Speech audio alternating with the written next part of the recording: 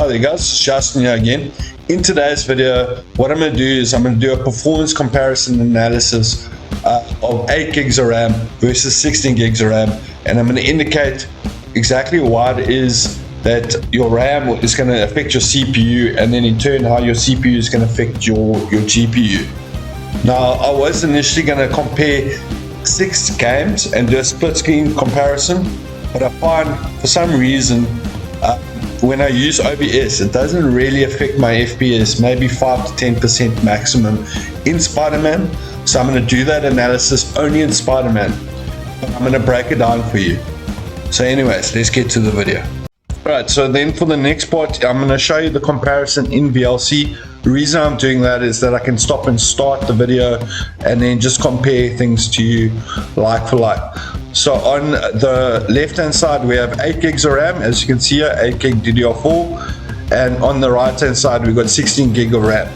So before I even start the video, straight off the bat you can see, yeah, the GPU utilization is good, yeah, the GPU utilization is not optimal. It's sitting at 80%, yeah, it's almost at 100%. And the reason for that is because we only have 8 gigs of RAM here, and we're running Windows, and we're running Steam or Epic Store for the Spider-Man game.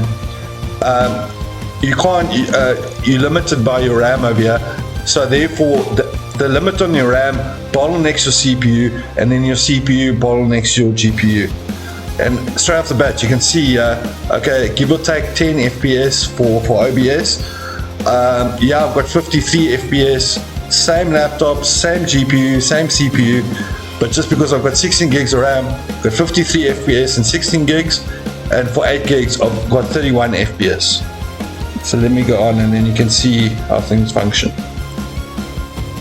So now, as I'm running here in the 16 gig, you can see straight off the bat, more and more RAM is going, or more and more data is being stored in the RAM, and that's pushing down our CPU usage. Whereas here, it's trying to push in more data into the RAM, and that's causing even more of a bottleneck on the CPU.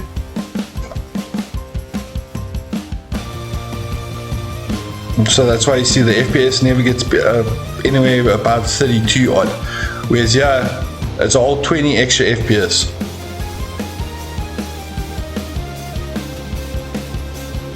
And that GPU, it never gets above 80%.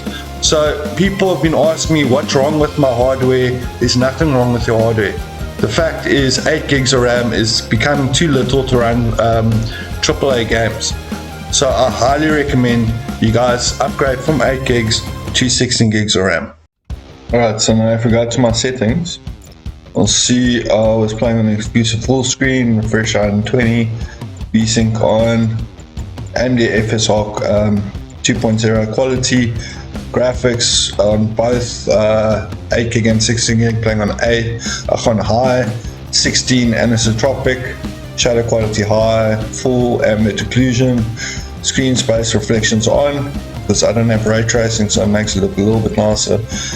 And then the things that really impact the CPU, it's all your geometry settings like the level of detail, traffic density, crowd density, air quality, weather particle quality. So if you are playing on 8 gigs of RAM, I recommend at the very least set this to medium, or even go as low as possible. Yeah, so I'd go either low or very low, because obviously that's gonna impact your CPU less, and it's just going to give you a little bit of extra headroom. Because as I explained to you previously, because you're running out of RAM, now your CPU has to access your hard drive more often. The game data is not sitting in your RAM, so therefore your CPU gets bottlenecked, and then in turn that bottlenecks your GPU.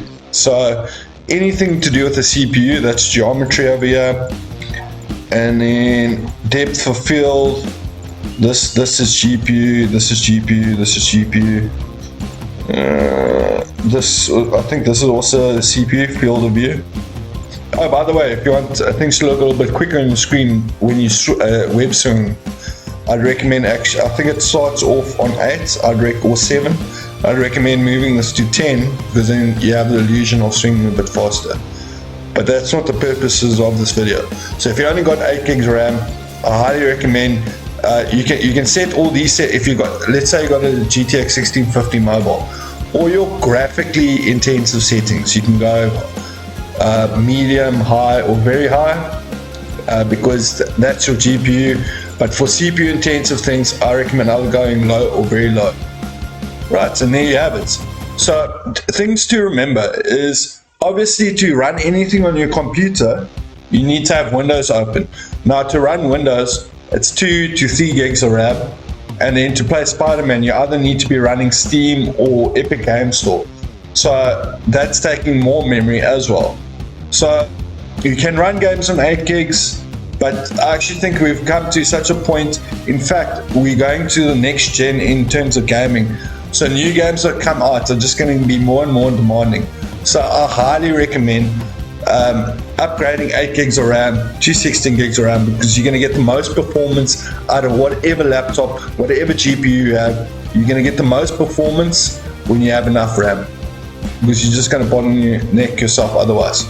Other than that, guys, I hope you've enjoyed the video. Please, my goal for the end of the year is to hit 1,000 subscribers. So I need you guys to be rock stars. Sub to my channel, smash that like button, and remember, it's people like you. Cheers.